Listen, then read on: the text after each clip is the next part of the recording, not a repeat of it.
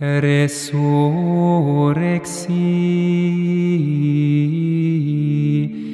et ad hoc tecum sum. Alléluia.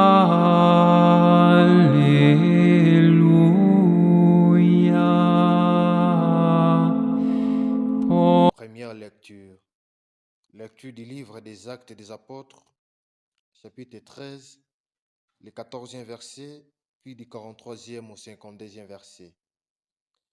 Paul et Barnabé étaient arrivés à Antioche de Pisidie. Les jours du sabbat, ils entrèrent à la synagogue. Quand l'assemblée se sépara, beaucoup de Juifs et de convertis du judaïsme les suivirent. Paul et Barnabé parlent avec eux, les encourageaient à rester fidèles à la grâce de Dieu. Les sabbats suivants, presque toute la ville se rassembla pour entendre la parole du Seigneur. Quand les Juifs virent tant le monde, ils furent remplis de fureur, ils repoussaient les affirmations de Paul avec des injures.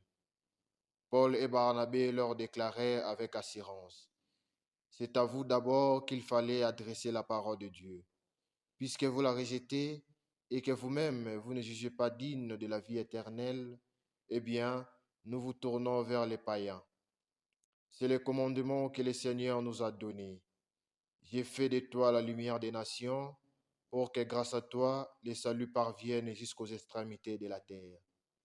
En entendant cela, les païens étaient dans la joie et rendaient gloire à la parole du Seigneur. Tout ce que Dieu avait préparé pour la vie éternelle devinrent croyants. Ainsi, la parole du Seigneur se répandait dans toute la région. Mais les Juifs entraînèrent les dames effrayantes, converties au judaïsme, ainsi que les notables de la ville. Ils provoquèrent des poursuites contre Paul et Barnabé et les impulsèrent de leur territoire.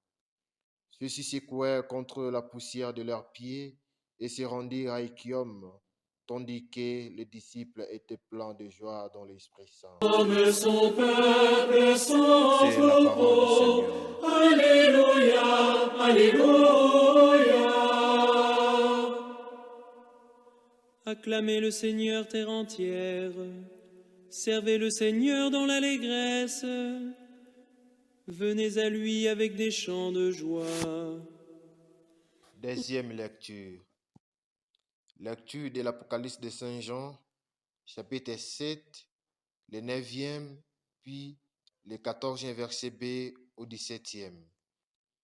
Moi, Jean, je vis une foule immense qu'il ne pouvait dénombrer, une foule de toutes nations, races, peuples et langues. Ils se tenaient debout devant le trône et devant l'agneau, en vêtements blancs, avec des palmes à la main. L'un des anciens me dit: ils viennent de la grande preuve, ils ont lavé leurs vêtements, ils les ont purifiés dans le sang de l'agneau. C'est pourquoi ils se tiennent devant le trône de Dieu et les servent jour et nuit dans son temple.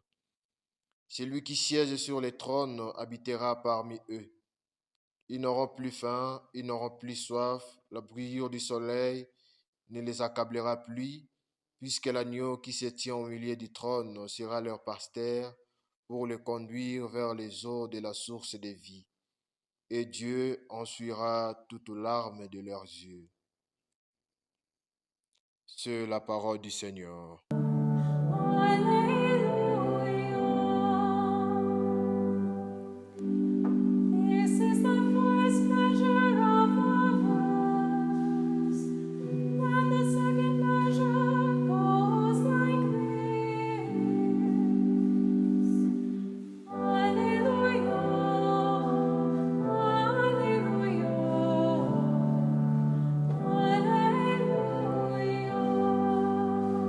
Évangile de Jésus-Christ selon Saint Jean, chapitre 10, le 27e puis le 30e verset.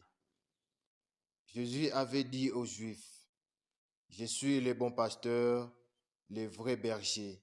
Il leur dit encore: mes brebis écoutèrent ma voix. Moi, je les connais et elles me suivent. Je leur donne la vie éternelle, jamais elles ne périront. Personne ne les arrachera de ma main. Mon Père qui me les a donnés est plus grand que tout, et personne ne peut rien arracher de la main du Père. Le Père et moi, nous sommes un. Veni Creator Spiritus, mentes tuorum visita, implesso perna gratia. Dieu nous appelle à être son peuple, écoute, fidélité et espérance.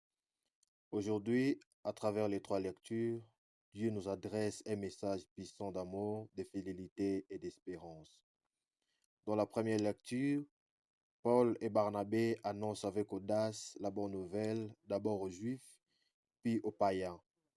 Même face au rejet, ils ne se découragent pas. Ils se tournent vers ceux qui sont ouverts à la parole. Ces passages nous montrent que l'Évangile est destiné à tous, sans distinction. Être chrétien, c'est aussi savoir persévérer malgré les oppositions et garder confiance que Dieu agit dans le cœur. Dans la deuxième lecture, Saint Jean nous ouvre une vision magnifique, une foule immense de toutes nations se tient devant le trône de Dieu. Ce sont ceux qui ont lavé leurs robes dans le sang de l'agneau.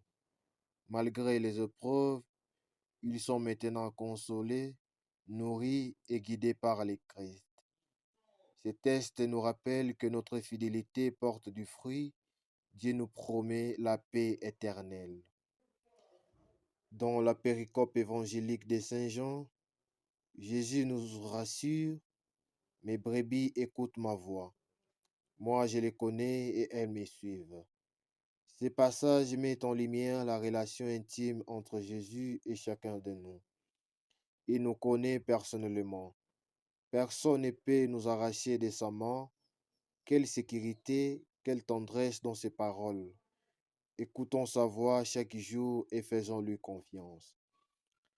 Dans ces trois lectures, nous appellent à écouter la voix du bon pasteur, à vivre avec courage notre foi malgré les épreuves et à garder les yeux fixés sur la promesse éternelle.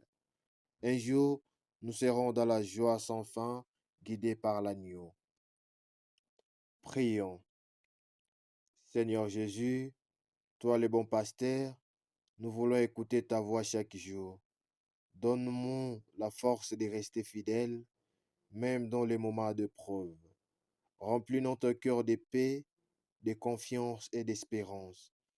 Fais de nous des témoins encouragés de ton amour et conduis-nous vers la vie éternelle. Amen.